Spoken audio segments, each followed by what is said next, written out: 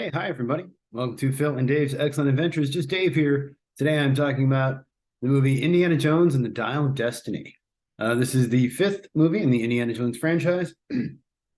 On this one, he needs to recover the Antikythera device, Archimedes' dial, that time travel device, to prevent the Nazis from going back in time. So, as far as what I liked about the movie, Harrison Ford was great as Indiana Jones. He's like 80 years old now, I think, and he's moving around, getting around just good, fine for an 80-year-old. I think he's only supposed to be like 70 in the movie. I liked Phoebe Waller-Bridge as his goddaughter. Mads Mikkelsen is always good, playing again a bad guy and a Nazi, but yeah, he was good in this. I liked John Rhys-Davies, seeing him back as Sallah was awesome. He hasn't been in a movie since, I think, Last Crusade. Toby Jones was cool as his friend, Phoebe Waller-Bridge's dad. And I like Boyd Holbrook. I've always been a fan of his since Narcos. So yeah, he was good as well as one of the villains. And there's a really big guy as villain too. He was really big. That was cool. I liked Ford and Bridges' relationship, their kind of banter and the way that they interacted with each other, and their whole thing where he's sort of her godfather, but he wasn't really around as much as she wanted. And it was a fun interaction. Overall, I really liked her. I thought she was funny, and I thought she was a fun character. And the way that she interacted with people and some of the parallels that they did with her character that sort of Indy did in the earlier movies was fun for me. I liked the score. John Williams came back to do the score. And yeah, a lot of the classic indie score in there, some other stuff in there. Overall, pretty good. I enjoyed it. I like some of the songs in here. We got some Beatles, Sgt. Pepper's. You got some David Bowie with Space Odyssey. It's so weird to see Indiana Jones with the Beatles and David Bowie, but there it is. And yeah, I like the opening sequence where they show de-aged Indiana Jones being taken prisoner by Nazis and running over the bridge, and with the train sequence and all of that. That was fun. The way they jumped into the bridge. Yeah, it was really good. I enjoyed it. The CGI was maybe not as good as it could have been, but it was fine. But either way, I like that opening sequence. I also like the introduction to present day Indiana Jones, where we see him, 70 years old now, and he's in his boxers, and he's complaining because the hippies next door are playing the Beatles too loud. The entire horse chase sequence that they do through the parade in New York was really fun. I enjoyed that a lot. And when he gets off and he gets on the subway and he's like, "It's faster than the horse." It was cool. It was funny. It kind of reminded me of like the no ticket kind of scene. I really like the entire rickshaw chase with Phoebe Waller-Bridge. Apparently, she did a lot of her own stunts in this. But they do some fun stuff with there where, at one point, Indiana Jones jumps onto hers. And then at one point, I think she jumps onto another one. And that was all really fun. The plane sequence, again, with Phoebe Waller-Bridge's character was fun with the kid flying the plane, and then the pilot who wakes up, which, man, that guy had a weird day, right? The pilot might have been my favorite character just because, like, no one's ever going to believe him and whatever. It's just crazy. But yeah, I like the humor in this. The humor that is in it, I think, works. And there's some funny stuff in there. There's some scenes kind of, again, remind me of some classic Indiana Jones stuff where, like, they get surrounded by the police and he's like, "All right, drop your guns." And then they do. And he thinks it's because, like, he's impressive. And then he realizes it's because Phoebe Waller-Bridge's ex-husband showed up or whatever. That was fun. There's some other stuff that was pretty good. I liked the scene where Indiana Jones has a whip and everyone else pulls out their gun, because that's kind of like a reversal of the scene where he pulls the gun on the guy. So that was cool. I thought the sound design in this was pretty cool, especially with the cave sequence. They did stuff where it would kind of bounce off from the different speakers and make it kind of fill up and give it this cool echoey sound and effect. So that was really interesting. I like all the stuff with water displacement, because, of course, Archimedes is famous for discovering water displacement, saying "Eureka," running around naked, because he was trying to weigh a crown to figure out if it was pure gold or something, I think, is at least the story I've heard. The stuff with, like, the Phoenix with the propellers and the watch was all kind of interesting, because you're like, oh, okay, like, I started to get, like, what was happening here. And there is some weird stuff like that where you see, like, some cave drawings or some paintings that a lot of people said those look like airplanes, or those look like alien or spaceships, so, like, that's kind of cool. I enjoyed that. The climbing scene where he's climbing up with Phoebe Waller-Bridge, I can't remember her character's name, I keep just saying her actor name, but Eddie's like, I had to drink the blood of Kala, and I had to, do this and that. That was kind of interesting, kind of fun, a way to kind of, just give you a little recap and give you a little bit of, like, the fan service, but not overdoing it. And the scene at the end with him and Marion, where he's like, "Well, where doesn't it hurt?" She's like, "Right here." Yeah, call back to uh, the first movie, Raiders of the Lost Ark. So yeah, that was all fun. And in a lot of ways, I really liked this movie. It was funny because going into it, I thought the opening sequence was pretty good. It was a little longer than I expected.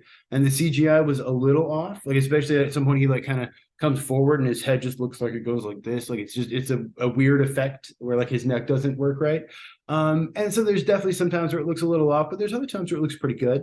But it's definitely longer than I expected. And I don't know if I needed it to be that long.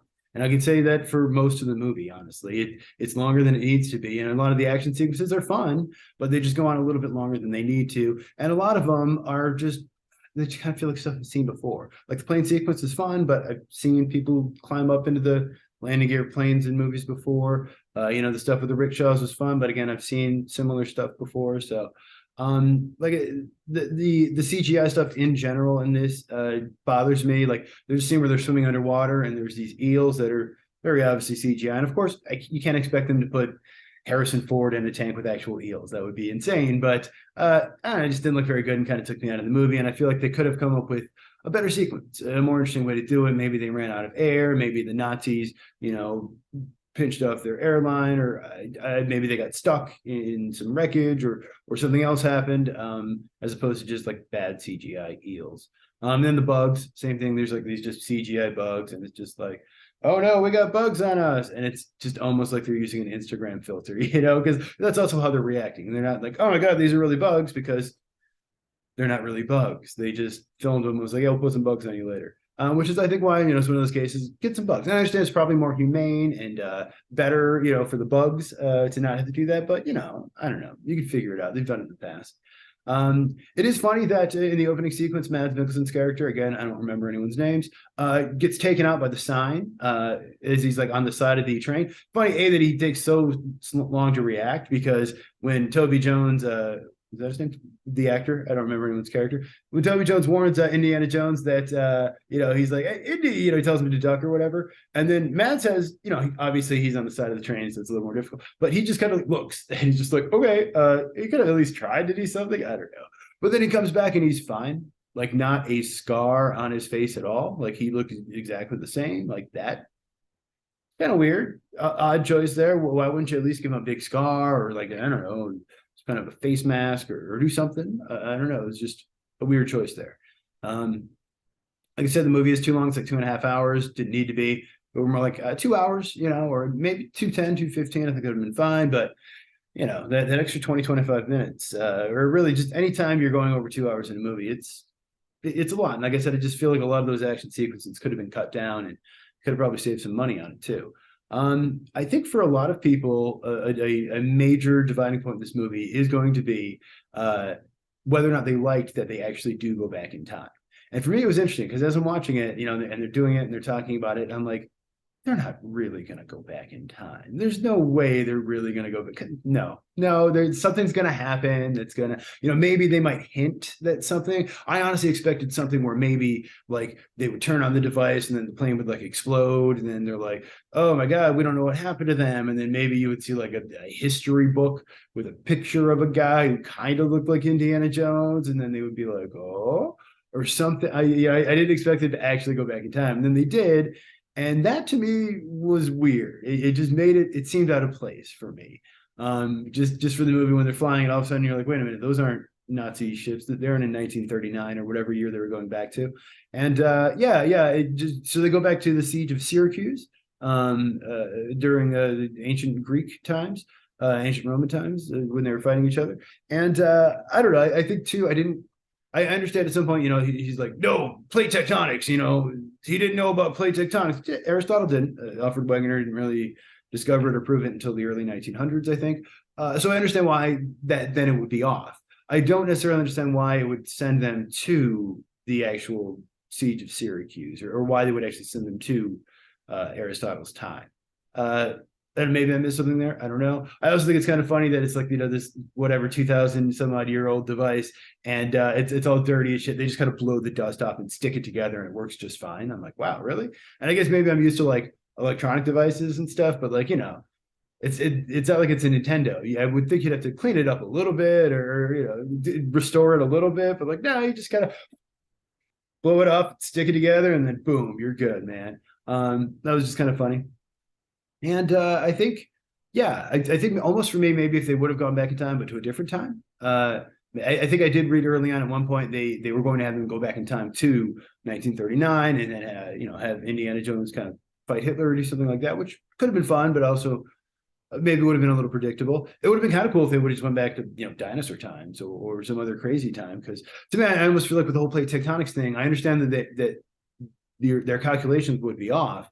But what I didn't understand is why then they would, like, to me, I would just assume they would just end up in the middle of a space somewhere. Then you know what I mean? But either way, and I think my biggest criticism of this movie, and I really can't believe it, but there's no short round. I think after Ke Huy Quan won the Oscar and everyone saw him and Harrison Ford like hugging backstage or whatever, everyone was like, "Oh man, they got to put him in the movie. They got to put him in the movie." Like, even if they did, like, they're doing reshoots now, they can do some reshoots. They can do at least a quick little cameo or something. And no, it just seemed like a missed opportunity to be there. Yeah. Oh, and then I don't think I mentioned it because I always feel bad, but I didn't like the kid because he wasn't short round. Short round was great. This kid he was fine, but he was just no short round. But I felt like as soon as they introduced him and he's like pretending to fly a plane, I'm like, oh, so he's going to end up flying a plane later. That's what's going to happen there. Okay, I get that.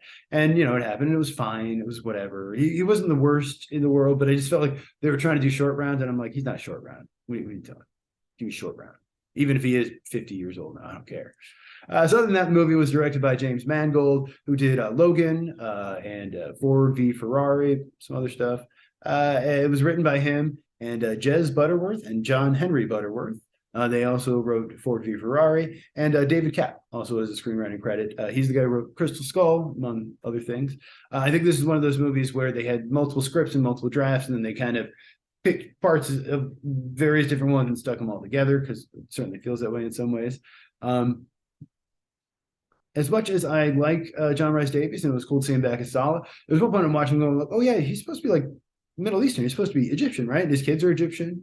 And I'm like, and he's not really doing an Egyptian accent. He's kind of doing a British accent, but like a very RP kind of overpronounced British accent. But then I'm like, yeah, I don't know. And I look it up, and no, he's like just straight Welsh. Now, he grew up in a bunch of different countries and has a varied background, but as far as I know, ethnically, he's pretty much just a Welsh dude. And I realize the movie's from the 80s, but it's just kind of odd to be like, oh yeah, now in 2023, to be like a Welsh guy pretending to be Egyptian is, just a little odd. So for the CGI stuff, for the de-aging, for Harrison Ford, they used a lot of references from his past movies, because of course Harrison Ford in a lot of movies, so they used, I'm sure,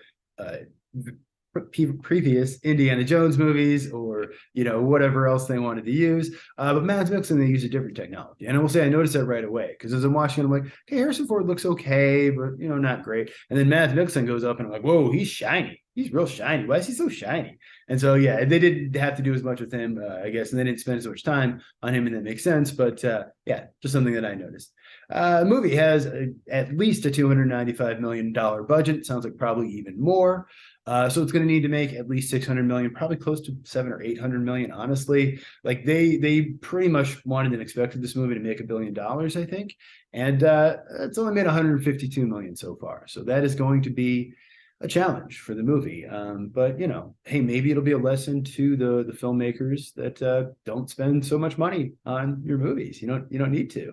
I do think, though, this is the kind of thing, if it would have worked and would have made a lot of money, you would see, it's possible, if Harrison Ford sold his likeness, you would see more Indiana Jones movies with just CGI de-aged Harrison Ford. They'd get a stand-in and do the deal, get him to do some recordings, do something digitally there. And I think it's very possible, too, if this movie were successful, that Phoebe Waller-Bridge would get her own spinoff. I don't know if either's going to happen now, but I guess we'll see. Rotten Tomatoes on this, critics are at 68% and audience at 88%. So the audience is mostly liking this or satisfied with it. Critics not quite as much. I think for a lot of people, it's going to boil down to the whether or not you like that they actually did go back in time thing. I feel like with a lot of the Indiana Jones movies, it's kind of implied there's stuff that happens, but you could maybe make an explanation for it. Not really, because I guess, opening the Ark of the Covenant is pretty supernatural or whatever. But I don't know, for me, it seemed a little too much and a little too far. But I also wonder if this weren't an Indiana Jones movie, and this was just another generic adventuring movie, if I would be a little nicer to it. I'm not sure. But I think for my score on this one, I'm going to give it a 7 out of 10. I think it's a solid 7 out of 10, which is just one of those movies where it's like, it's fine. It's okay. It's not bad. It has some bad parts, but it has some good parts. It's mostly just sort of a disappointment or just a missed opportunity, I guess is really what it feels like to me. But if you saw the movie, let me know what you think of it down in the comments below. Thank you so much for watching. Hope you have a great day, and I will see you here again next week.